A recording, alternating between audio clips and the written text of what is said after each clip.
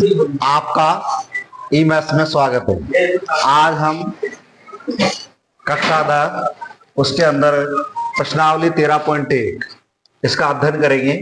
तो उसका question number 3 देखेंगे हम। क्वेश्चन नंबर 3 कह रहा है, निम्नलिखित बंटन एक मोहल्ले के बच्चों के दैनिक जेब खर्च दर्शाता है।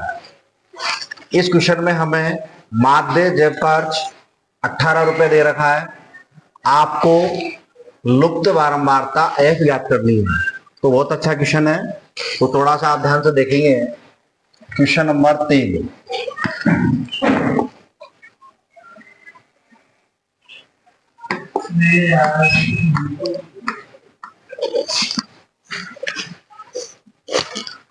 देखिए, जब हमें समांतर माध्य ज्ञात करना हो तो आपको क्या करना है।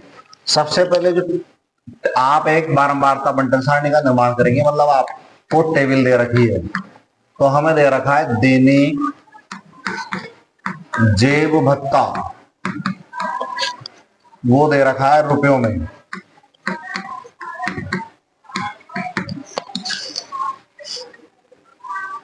मतलब ये वर्ग अंतराल है, ये वर्ग अंतराल दे रखा है आपको 11 से 13, फिर दे रखा है 13 से 15, फिर 15 से 17, फिर 17 से 19, फिर 19 से 21, फिर 21 से 23, फिर 23 से 25। इसके नीचे हम लिखेंगे योग। देखो, जब हमें समांतर माध्य ज्ञात करना हो तो आप सबसे पहले वर्ग अंतराल वाली टेबल के जस्ट बाद एक्सआई की टेबल तैयार करेंगे। तो सबसे पहले हम एक्सआई की टेबल, एक्सआई का मतलब है वर्ग चिन्ह, तो वर्ग चिन्ह वाली टेबल आप निकालोगे। तो कैसे निकालेंगे, बिल्कुल शॉर्टकट। तो देखो, आपको कुछ भी नहीं करना, 13 में से 11 घटाना है। तो 13 में से 11 गया तो 2, 2 का आधा 1, 1 निकालने के बाद आपको कुछ नहीं करना। इस 11 में इसकी जो निम्न सीमा है 11, 11 में एक जोड़ दो 12, फिर 13 में एक जोड़ दो 14, 15 में एक जोड़ दो 16, 17 में एक जोड़ोगे 18, 19 में एक जोड़ोगे तो 20, 21 में एक जोड़ोगे 22, 23 के अंदर एक जोड़ोगे तो 24। तो ये वर्ग चिन्ह मतलब एक्सआई की टेबल ज्ञात करने का शॉर्टकट तरीका है। तो आप आसानी से एक्सआई की टेबल तैयार कर लोगे। इसके बाद आपको दे रखी है बच्चों की संख्या। तो देखो, बच्चों की जो संख्या है ये बारंबारता कहलाती है। इसका मतलब ये आपको एफआई दे रखी है। तो एफआई हमें दे रखा है 7, 6, 9, 13, F 5, 4। अब आप क्या करें, सारी बारंबारताओं का योग कर ले यहाँ पर। तो सारी बारंबारताओं का योग का मतलब सिग्मा, सिग्मा का मतलब है योग। सारी बारंबारताओं का आप जोड़ दें तो सिग्मा एफआई। तो सिग्मा एफआई हम जब जोड़ेंगे तो 7 और 6 13, 13 में जोड़ेंगे 22, 22 के अंदर 13 जोड़ेंगे 35, 35 के अंदर 5 जोड़ेंगे 40, 40 में 4 जोड़ेंगे तो 44। तो संख्याओं का योग तो 44 आ गया, और ये एफ फिर रह गया तो प्लस एफ, मतलब सारी बारंबारताओं का योग वो 44 प्लस एफ आ गया। अब आपको कुछ भी नहीं करना, प्रत्यक्ष विधि से करेंगे हम। तो एफ आई इंटू एक्स आई करेंगे।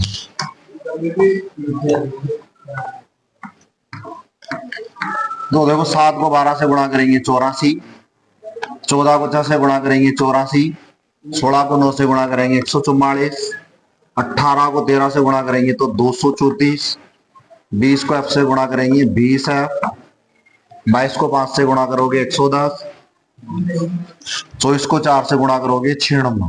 अब आप सारी एफ आई एक्स आई का योग कर लो। तो सिग्मा एफ आई एक्स आई, तो सबका योग हम करेंगे इस एफ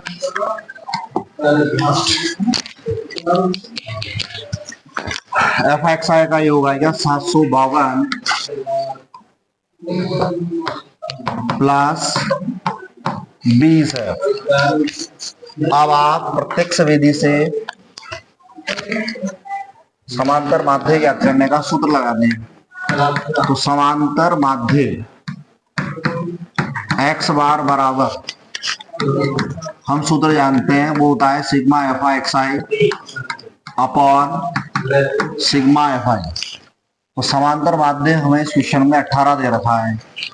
सिग्मा एफ आई एक्स आई, इसकी वैल्यू जब हमने निकाली तो वो आई थी 752 प्लस 20 एफ बटे सिग्मा एफ आई। सिग्मा एफ आई का मतलब है 44 प्लस एफ।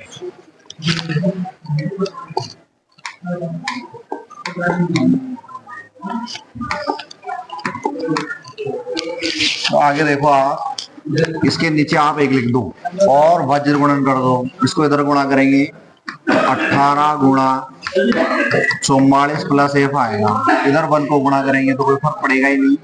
तो ये 752 प्लस 20 एफ आ जाएगा। अब देखिए आप, सीधा सा है, 18 को 44 से गुणा करो तो ये 792 आएगा। 18 को एफ से गुणा करेंगे 18 एफ, इधर आपका चल रहा है 752 प्लस 20 है। अब आपको यहाँ कुछ भी नहीं करना, चर पद एक तरफ करने हैं और अचर पद एक तरफ। कहने का मतलब एफ के पद एक तरफ कर दो और बिना एफ वाले एक तरफ। तो 752 का ट्रांसफर कर दो इधर, तो 792 वो इधर आते माइनस का हो जाएगा। तो 752, 18 एफ का ट्रांसफर उधर कर दें तो 20 एफ माइनस 18 एफ। 792 में से 752 कम करो तो 40, 20 एफ में से 18 एफ गया तो 2 एफ, एफ के गुणा में 2 है तो इसका भाग दे दो आप, तो 40 बटे 2 एफ। तो एफ बराबर आएगा आपका 20। हमें लुप्त बारंबारता ज्ञात करनी थी तो ये हमने बड़े आसानी से कर ली। आप चाहो तो इसे कल्पित माध्य विधि से भी ज्ञात कर सकते हो, उससे भी समय कम लगेगा।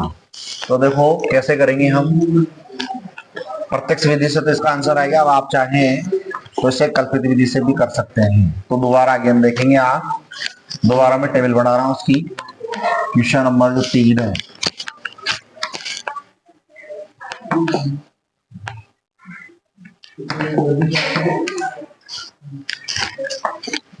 तो देखो हमें वही दे रखा था, दैनिक जैव भत्ता,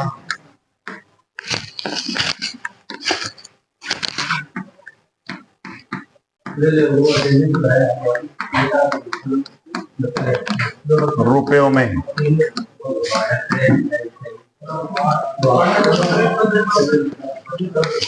तो वो दे रखा है हमें 11 से 13,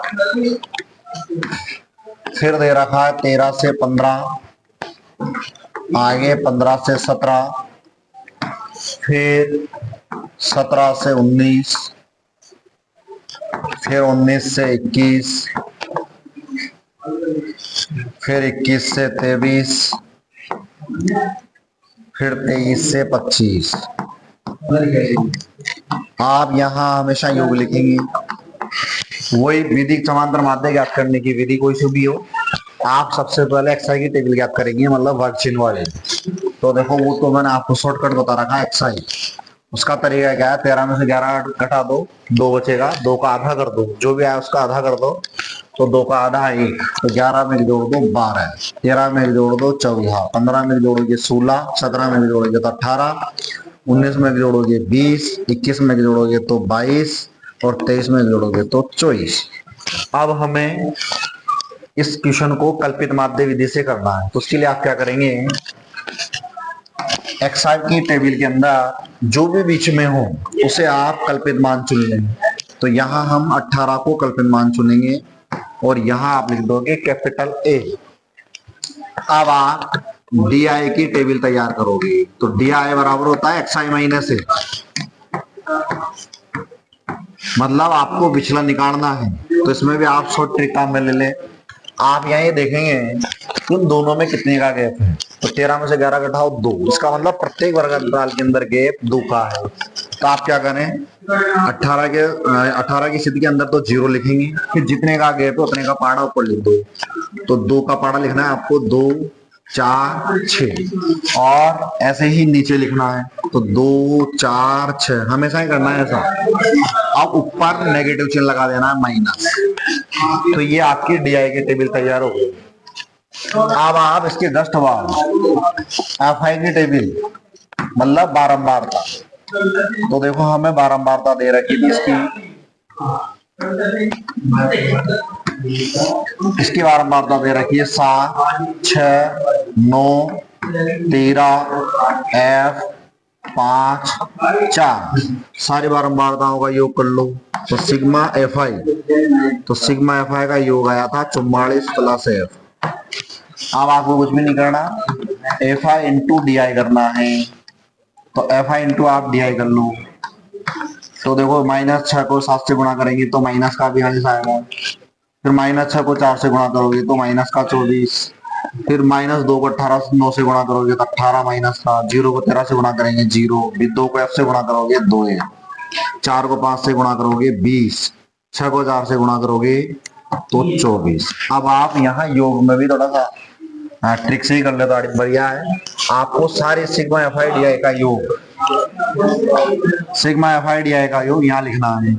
तो सिग्मा एफ आई डी आई थोड़ा सा जगह का भाव होता है इसलिए आप साइड में लिख रहा हूं मैं। सबका योग करके यहाँ लिखना। तो देखो योग करेंगे हम तो ये माइनस का 24 है, प्लस का 24 से तो इससे कैंसिल हो जाएगा। फिर यहाँ 20 है तो 20 में से ऐसा करो 18 कम कर दो तो 2 बचेगा यहाँ। 2 में फिर 40 में से कम कर दो 2 तो माइनस का 40। और एफ वाला पद ये है, इसका मतलब सबका योग -40 प्लस 2f आया। अब आप कल्पित माध्य की सहायता से कल्पित माध्य का सूत्र लगा दो। तो कल्पित माध्य ज्ञात करने का सूत्र आप जानते हो, कल्पित माध्य x बार बराबर हम जानते हैं plus sigma F I D आई बटे सिग्मा एफ आई। ये कल्पित माध्य ज्ञात करने का सूत्र है। अब आपको कुछ नहीं करना, वैल्यू रख दो बस। कल्पित माध्य हमें 18 दे रखा है, ए ये हमें 18 ए का मान 18 है, plus sigma F I D I. तो sigma F I D I की वैल्यू माइनस का 40 प्लस 2f और सिग्मा एफ आई वो था 44 प्लस है। देखिए